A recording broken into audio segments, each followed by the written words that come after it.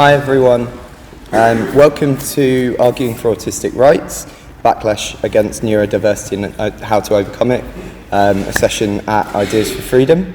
We are, just to let you know, we're recording the speakers, but we won't be recording the audience for when questions or points are made in the middle, so don't worry about that if you're shy. We've got three speakers who are introducing the discussion, Judy Singer, Fergus and Janine Booth, who I'll tell you about in a minute. They'll give introductions for about 10 minutes each, and then we'll have a discussion, free for all, raise questions, make points. I'll try and manage the times that people speak so everyone can get a word in. I apologise if we run out of time. Two other things, if instead of applauding by clapping, you can do sign language applause like this. That helps some people, so please do it, because it's polite. And two of our speakers, Janine and Judy, have their books here today, that if you are intrigued by what they have to say and want to hear more of it or read more of it, you should pick up a copy of their books. So, pick up as in pay for them. Yes, you should pay for them. Don't pick them up and then exchange money, because we do still live under capitalism. And you have to exchange money for goods and services until we win communism. So, without further waffling and ado, I'll kick us off with Judy, who is the author of Neurodiversity, The Birth of an Idea, and who invented the term neurodiversity. So, welcome, Judy. Thank you. Ready to go? Yeah, please do. Well, so I just want to say how pleased I am to be in an audience where I can actually use the C word, by which I mean capitalism. I don't think I've ever had the courage to mention it in any other audience, yet I think it is terribly significant to some of the issues. Speak up. I might have to. Stand up. That might help. I'll stand up. Let me just undo this. Okay. So I've got 10 minutes, so it's going to be a really lightning quick run through. I'll just tell you a little bit about me and my background, the origins of the idea, what I think the historical significance of the idea is, a bit about what I think it should mean in plain English, because really it's a fancy word for a very simple idea. So my next bit, I'll talk a little bit about the neuro wars and the conflicts. Are there any? I'm not so sure. And then I'll talk a little bit about opportunities and risks for us. So about me, I've identified myself, this was 20 years ago, as being in the middle of 3 generations of women somewhere on the autistic spectrum, meaning that I have some autistic traits, but some not, as they were defined at that time in the DSM-4. I don't identify as actually autistic because I think that it's too broad a statement, and I'll talk about that a bit more. So the origin of the idea for me obviously came from the idea of biodiversity, which I got from the Green Movement. Biodiversity, I think, was first coined in the 80s. It was intended as a political thing, as a political concept, to argue the desirability of conservation and the desirability of maintaining diversity. The neuro part of it came from the fact that we noticed back in the 90s that at that stage psychiatry was the leading discourse about explaining the behaviour of individuals, and the psychiatrists were a sort of priesthood, or that's what we call them. They were starting to fall into disrepute. Psychotherapy was becoming a joke. People were spending fortunes on it and not changing, and particularly for autistic people, it was decades trying to figure out what your parents had done to you to make you the way you were. In my case, I was always trying to work out, why can't I make eye contact? I don't know how many years I spent in therapy about that. So the new priesthood, the coming priesthood, was the neuroscientists, and so I thought what we can do with that is put neuro together with diversity, and then we have a word that sounds terribly important, and it piggybacks on the new rising authority of neuroscience. At that time, that idea, the whole concept was 2 sentences in my thesis. I didn't even think twice about it. Honestly, I'm not quite sure I knew exactly how to use the word. What I'm proud of in that thesis was that it was the first attempt at a sociological rather than a medical analysis of the rise of this new disability. And what interested me about it is that my mother had had autism, or Asperger's syndrome as we called it then, which I think it's possibly should still be called that. I'll talk about that later. And I knew that it was not a new thing, so I was intrigued, why has this thing become a disability all of a sudden when previously it was an eccentricity? It was seen as an eccentricity. Am I speaking too fast or no? So, and you know, I knew, and I'd noticed that when I realised that we had a hereditary disability in the family rather than a psychological problem, I can't remember. I'm really terribly sorry. I just get really easily distracted.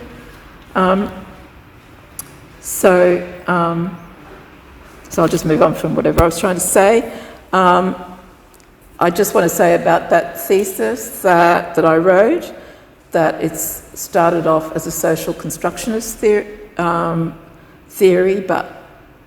rather, and I really sat on the backs of, stood on the shoulders of giants, and I learned so much from it, but ultimately I didn't feel it was a sufficient explanation, and that's part of some of the conflict now about whether it's extremes of social constructionism and a medical model still happening.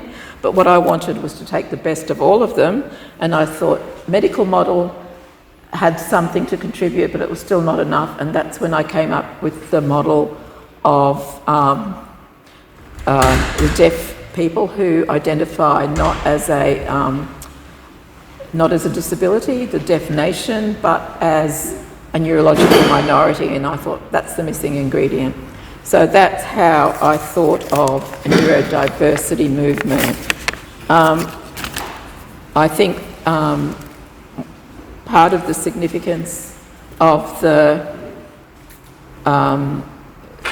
idea of a neurodiversity movement was the swing from nature to nurture. When I was growing up, obviously there was some nuance in it, but basically we believed people were inherently good, and anything that was wrong with them was society's fault or their parents' fault. If you wanted to fix the individual, you fixed society, or you fixed their parents, or that was the kind of solution you had. For the when it swung towards nature, it was more like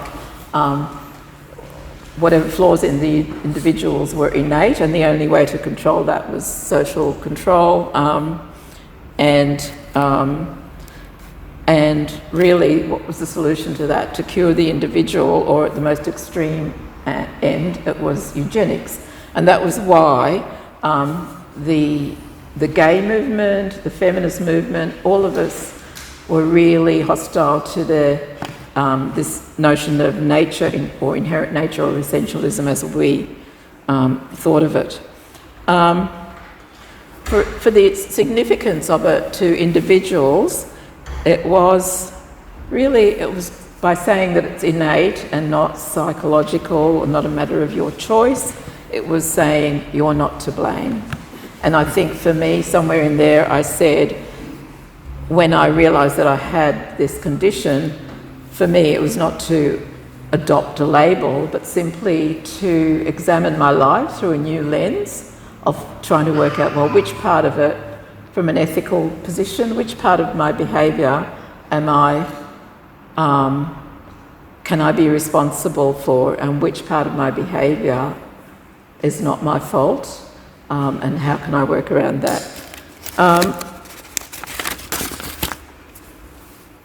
So what it means in plain English, well, it's the good old socialist dictum, really. First of all, that everybody is different. Forget the socialists for a moment, but everybody is different. Neurodiversity, diversity is a property of populations, not of individuals, so therefore you can't, for me, this idea that you can talk about a neurodiverse individual really dilutes the idea and dilutes the power of the idea. You can't, to talk about a person with neurodiversity, again, doesn't make sense. An individual can't have neurodiversity, and it makes it a synonym for disability. And by doing that, it will eventually inherit all the stigma all over again of disability. So that's why I wanted the idea of neurodiversity to be an umbrella movement, an umbrella concept, to legitimise our claim to inclusion because of the importance of diversity. Neurodiversity is not about labelling anyone, and it's not about good or evil or inherently victim or inherently powerless or any of that.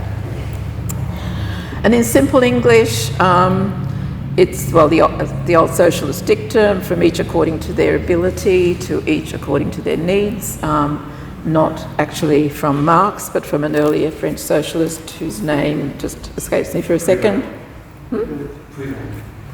No? Louis... Anyway, we won't go there. I'll tell you later. It's in there somewhere. So yeah, that's all it means. So but the question then is, well, how do you tell what somebody's abilities are and what someone's needs are? And I would want to argue that that is an art, and that requires the best of all of us, that, we can look at it scientifically, we can look at people's stories and narratives, we can look at literature and media, but we're not going to live happily ever after just because we've got this new word. We still have to use our human faculties, or the best of our human faculties. So there are rumours of neuro wars. I've only seen it amongst extremists on Twitter. I don't know if there is any more of that. Perhaps some of the others who live in the UK, certainly none of that much in Australia at all. It's the extremes, people who want to make it all rainbows and butterflies, and the angry brigade. I have to be grateful to some of the people who've really trolled me in really horrible ways on Twitter, because they have defined the boundaries of the discourse, so that I've actually had to think more deeply of, well, what do I really mean? So I think the conflicts that there are, I think caused by, and this is where I get controversial for some people, I think Asperger's, first of all, I'm not even sure that even back in the 90s we were saying, well, it's not really a spectrum, it's not really a unified thing, it's clusters of behaviours that create difficulties of communication or other symptoms that have all been lumped together as autism. So I think when the DSM-5 lumped Asperger's in with autism, it actually, it made me think of, when British imperialists cobbled together, imposed borders on all the tribes of the Middle East, or when the Yugoslavs cobbled together the Balkan tribes, and what it's leading to. Well, it didn't turn out really well, did it? When outside authority tries to impose boundaries on us. So that is one of the reasons why we have this problem now. I think there's also a problem with the failure to acknowledge that the dark triad, or psychology's dark triad, and I'm a bit responsible for this because I haven't talked about it a lot, but I used to talk about it 10 years ago, and I got attacked so badly I just decided to give the whole thing up. But the dark triad includes psychopathy, what's the others? Narcissism. Yeah, and those sorts of things are often actually, and there's even a tetrad, sadism, Machiavellianism, and well, it's highly praised in some people, isn't it? Our politicians, you know, I'm sure I don't have to name them, you know who they are. So finally, time to wrap up. So all I wanted to say was just the risks. Very quickly, governments fail. The risks are basically about capitalism. I've come here to find out whether market-led sort of initiatives, like all these startups that are starting to include people, are going to work. I don't know. I'm interested in learning more about that. And I'm also the proliferation of symptoms where there's more and more subdivisions, which is probably why I think I like the idea of neurodiversity, where everyone can say, you have to include us because we're important, but it's up to you to find out what it is about us that's difficult. And also there's some responsibility on us too, like neurodiversity shouldn't mean never having to say you're sorry.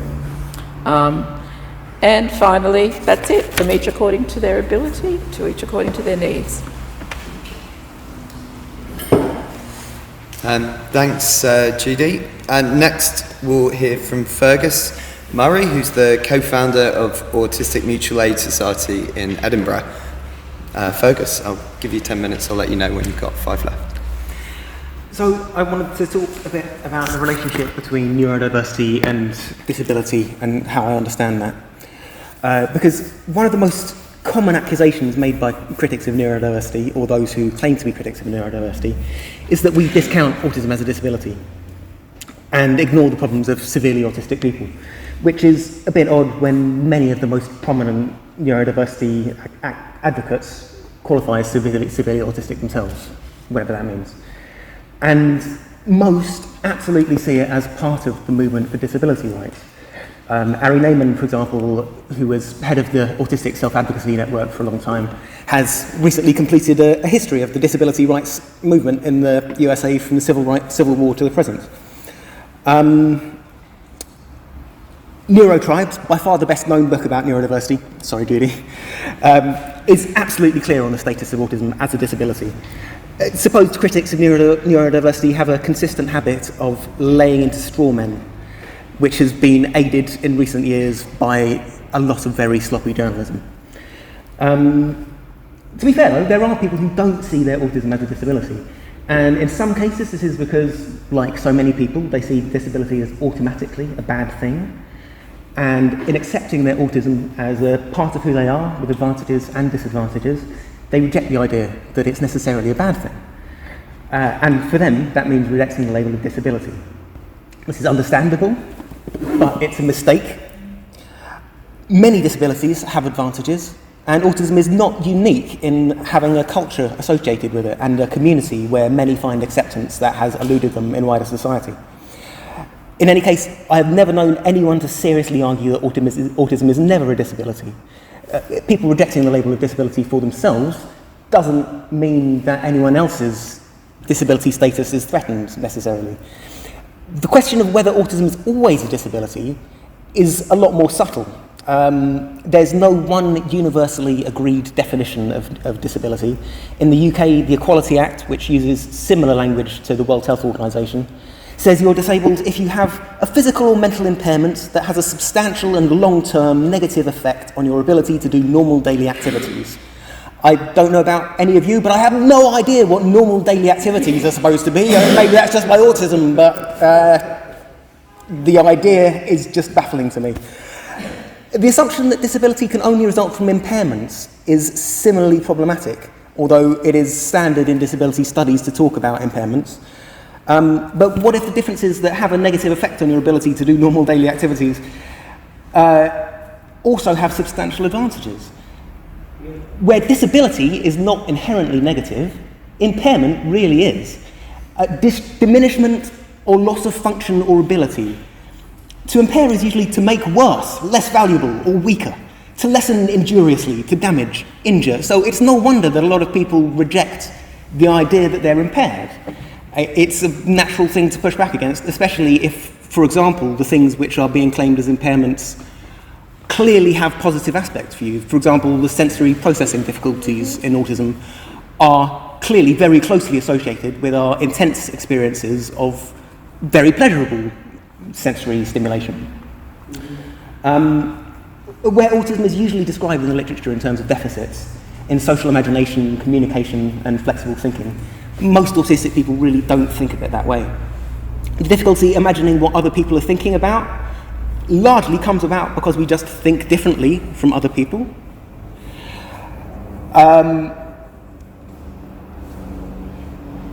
Communication difficulties come from the combination of that mismatch with the difficulty in processing sensory information coming from multiple channels. So if someone is trying to communicate with body language and making eye contact and wanting us to follow the words that are coming out of their mouth and at the same time keep in mind all of this social context, that can just be too much. And what other people might see as inflexible thinking or restricted interests could be seen as just being exceptionally determined and passionate. So whether any of these can rightly be seen as impairments very much depends on the context. The problems with the Equality Act definition go even deeper than that. The ways that disabled people are discriminated against, including, but not limited to autistic people, often have nothing to do with whether an impairment is having a substantial negative effect on our ability to do normal daily activities. It's just not related. Someone with a prosthetic limb might be discriminated against because people just find it creepy, even if it's perfectly functional and doesn't interfere with their ability to do anything at all. People with cerebral palsy are often discriminated against because their movement difficulties are just assumed to indicate mental incapacity, and so on. Autistic people are discriminated against in very similar ways, and sometimes, but not always, the only thing getting in the way of our performing day-to-day activities is other people's attitudes. There's also a circularity here about reasonable adjustments, where under the definition in the Equality Act, the reasonable adjustments which disabled people are supposedly legally entitled to should be allowing us to perform daily activities, right? They're there to allow us to take part in society and do all the things that other people do, but as soon as they work and we're actually able to participate in society and do these normal daily activities, whatever they might be, we're not disabled anymore, according to the law. It's pulled away. So, as things stand, autistic people are weakly protected by disability law. But it's not just us, it's a problem with the way that the laws are framed more generally. So, perhaps Janine will pick up this theme of what is the best thing to do about protecting autistic and other neurodivergent people from discrimination. There's a similar issue with autism in diagnostic manuals. So, in the DSM, for example, autism is only supposed to be diagnosed if its symptoms limit or impair everyday functioning. So if you're functioning just fine, then you can be denied a diagnosis of autism. You go to a psychiatrist or another specialist and they'll say, oh, but you're doing fine, why would you even want a diagnosis? And then you go away and your life falls apart and you come back and say, hi, doctor, my life has fallen apart, I can't cope at all. And it's not that you're any more autistic afterwards, but now you qualify for a diagnosis because your symptoms, or whatever you want to call them, are limiting or impairing your everyday functioning. So there's this problem with the whole way that autism is framed as being a problem. And In particular, it's a problem with the medical establishments, which are currently in charge of gatekeeping autism diagnosis. But it is a broader problem, as I say, it's a problem in law as well. While the neurodiversity perspective is absolutely compatible with seeing autism as a disability, it did originate with the observation that it's not necessarily a problem, I think it's fair to say. It's not something that's wrong with a person. This is an idea that goes back even before the coining of the term. I remember my mum sitting there in the mid-90s working to demonstrate that autistic traits like heightened senses, attention to detail, and hypervigilance could have been extremely valuable in hunter-gatherer societies, for example, even if they make it much harder to fit in a modern capitalist economy. Which traits are valued depends profoundly on how a society is set up. Even so-called severely autistic people might make extremely valuable contributions in a community which doesn't place a high premium on conformity and which is able to make use of their particular skills and perspectives on the world. The assumption that any deviation from the cognitive norm are pathological is pervasive. So autism researchers who probably believe that they're being scientifically objective will, for example, find that autistic people are less susceptible to some logical fallacy and put that down to deficits in contextual processing, being less prone to letting other people influence your decisions is a specific deficit in taking into account their reputation. Of course it is. Everything about autism must be a deficit, right? So the point of neurodiversity is to push back against that. It's not deficits, it's differences, but that doesn't mean they're not problems. Autistic people are usually disabled in the context of this society. And there are lots of things which society could be doing differently to allow us to thrive. Let's hope that the world at large can get its act together, because at the moment we are squandering the talents and perspectives of people who don't think the same as everybody else. And not just that, we're devaluing them as human beings. Thank you. Thanks, Fergus. That was impressively exactly 10 minutes. So congratulations, that's excellent timekeeping. Janine is our final introductory speaker. Janine Booth is an RMT activist, a member of Workers' Liberty, and the author of Autism Equality in the Workplace, which is one of the books you can buy and read today. Janine, let me just grab the mic and let you take it away. Cool, thank you very much. So I want to put the case that the concept of neurodiversity, as coined 20 years ago, has brought us a great kind of enlightenment, and it's brought us a great enlightenment and a progressive new approach. But to tell you a bit about the backlash that has grown up against it quite recently, I think that backlash is mostly reactionary. I think it tends to, I'd like to say misunderstand, but I think that's overly generous. I think misrepresent is probably more accurate, what neurodiversity advocates actually argue. But I do think it's helped along its way by some flaws in the way the neurodiversity movement or some members of it present our argument at times. But that's just by way of saying, well, here's how we can kind of, how our team can play better, rather than saying, we're halfway to being on the other side. We're not. Okay, so what I'm going to conclude is an argument that an effective neurodiversity approach is one that locates neurodiversity in social structures in our society. So when the neurodiversity approach started to gain ground over the last 2 decades, the great thing that it's done is that it has superseded the more pathological, disabling view of autistic people that existed previously, and replaced it with a far more empowering one. It identifies humanity as naturally neurologically diverse, and that there are good reasons why neurodivergent conditions have remained in the human gene pool. It's allowed us to progress from awareness towards acceptance, from the idea of pity to the idea of rights and equality. And it's helped us to understand that social structures and environments disable autistic and other neurodivergent people, and therefore kind of shape our politics around demands for rights and equality rather than for kind of begging for a cure. It's enabled us to highlight the positive aspects of various neurodivergent conditions alongside any deficits, and it's allowed us to draw on the experience of movements for the recognition of other diversities, such as sexual diversity, ethnic diversity, etc. One thing that I need to emphasise is that although you hear the word, a fair bit, if you hang around certain circles, right, and it has got quite a bit of support, neurodiversity has not become the dominant ideology of society, okay? There's been a bit of a trend recently to blame it for everything.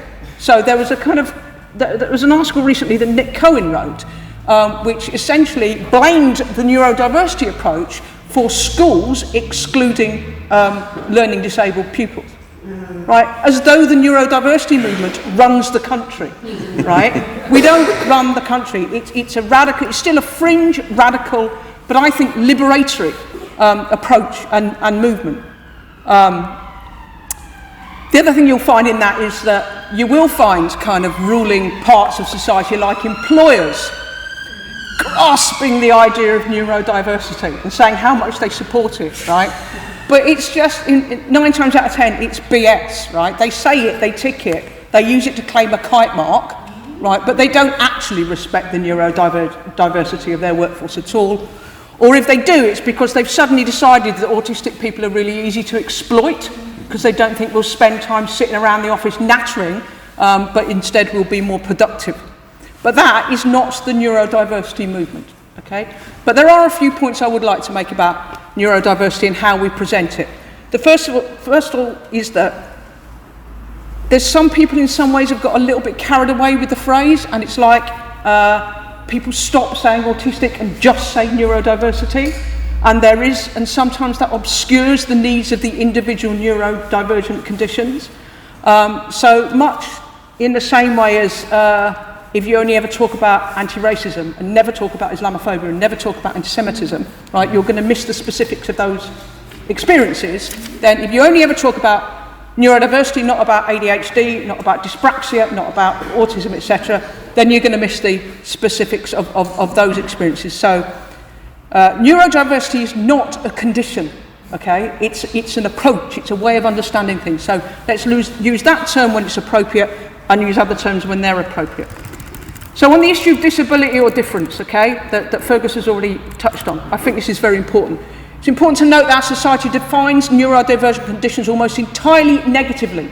Most of them have the 3-letter term dis in their title, whether it's DYS or DIS, dyslexia, dyspraxia, autism spectrum disorder, etc. Okay, now there's a growing, what everyone knows about dyslexia is that dyslexic people struggle with spelling. Okay. What fewer people know about dyslexia is there is a growing body of evidence that dyslexic people have an enhanced ability at spatial reasoning, okay? And yet we still call it dyslexia. We don't call it enhanced spatial reasoning syndrome, okay? Our society is still defining it by deficits. But as Fergus has already argued, quite rightly I think, a neurodivergent condition isn't necessarily impairment. Deficits may be matched by strengths. But it is the case that some people's neurodivergence, some people's autism is an impairment, and we probably could do with a bit more recognition of that. I think we would benefit from developing a social model of neurodiversity which explains that neurodivergent people, autistic or otherwise, are disabled by society. Some people disabled entirely by society, some disabled by society in conjunction with impairments. And I should just qualify something that Fergus said, actually, when he said the Equality Act definition of disabilities is quite similar to the UN definition. It's actually different in a really, really crucial way. Is that the UK Equality Act says a disabled person has an impairment which has a substantial long-term negative impact on your ability to carry out day-to-day activities. The UN definition inserted in there says an impairment which in interaction with various barriers in their environment. We're talking about different documents. Sorry? I was referring to the WHO definition. Oh, right, okay. So, consider yourself not corrected then. But the point's quite important, that the United Nations definition is more social model, okay? Because it says that the difficulties arise in the interaction between your condition and the environment in which you live. Okay, one of the main criticisms from this backlash, and the backlash is mainly online, and it's mainly from people who want to cure autism, or who want to market a product, or who simply misrepresent what neurodiversity is one of the main criticisms they make is that neurodiversity approach ignores the more severely affected people, and they use the term severe autism, which I think is problematic, but I won't go into that now. I think there is a genuine issue here, but I think it's not fair to blame the neurodiversity approach for it. I think there is an imbalance of voices between more or less independent autistic people, but actually the main context of that is that autistic people in general are underheard in society. That our voices aren't heard in decision making, etc. You hear a lot more people talking about us than ourselves talking about ourselves. And it is true that, I mean, Fergus already mentioned that a lot of neurodiversity advocates are people who qualify as severely autistic, but even those who don't are actually the most passionate campaigners that I've met for people who are more severely disabled, and a lot of them are parents of kids who are more severely disabled. On the DSM-5 thing about incorporating Asperger's under autism, I can see positive and negative impacts and arguments for that, but I'm pretty sure actually that I disagree with Judy. I don't think it is like raising borders between countries. I think it's more like removing them, but it is still a problem in the sense that it's being done from outside, as you say, like an imperialist carve-up, but I wouldn't be in favour of campaigning to reverse that change and reinstating Asperger's into the DSM.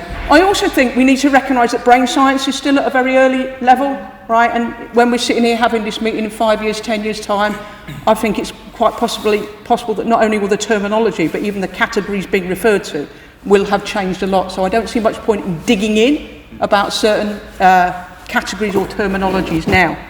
Another big criticism the neurodiversity movement gets is about parent bashing. Apparently we parent bash. And I want to assert that there are actually good reasons to criticise aspects of parenting. On the one extreme, you have those parents who think that making their children drink bleach is a good way to cure their autism. But there are also more mainstream parenting styles that warrant criticism. The common view that having an autistic child is a tragedy, that you need to fix or normalise them. And I think it's legitimate for people to criticise that. I think it's legitimate for people to criticise parents who do things like, for example, publicly shame their autistic children by posting videos of them having meltdowns on social media. However, what we need to stop and think about is this, right, is that parents, other than the ones with the, the bleach and the exorcism and stuff, right, generally, parents don't do this because they're bad people, right? It's because they parent in a society which gives them no support, right, which treats parenting as an essentially private activity, and because it tells them that they must normalise their children because, and also in a society in which parenting is very, very difficult, very, very difficult, and with a child who has particular needs, even more difficult, and that parenting in that context is part of what capitalism is. It keeps the reproduction in the private sphere while production is done in the public sphere. So I'm just going to spend 1 minute concluding by saying that we need to understand neurodiversity in the context of the society in which people live. People are part of the physical, natural environment around ourselves. We help to shape that environment. We both exist in our environment and in interaction with our environment. We form social structures which historically have become divided into classes. And we need to understand neurodiversity in that context. And that's what's known as a materialist understanding. So I think I would advocate that we develop a materialist understanding of neurodiversity, a social model of neurodiversity, rather than one that's based on pathology and identity, or just identity, and what that would look like in practice is developing concrete political economic demands to change society to one in which we can exist independently and on an equal basis to everyone else.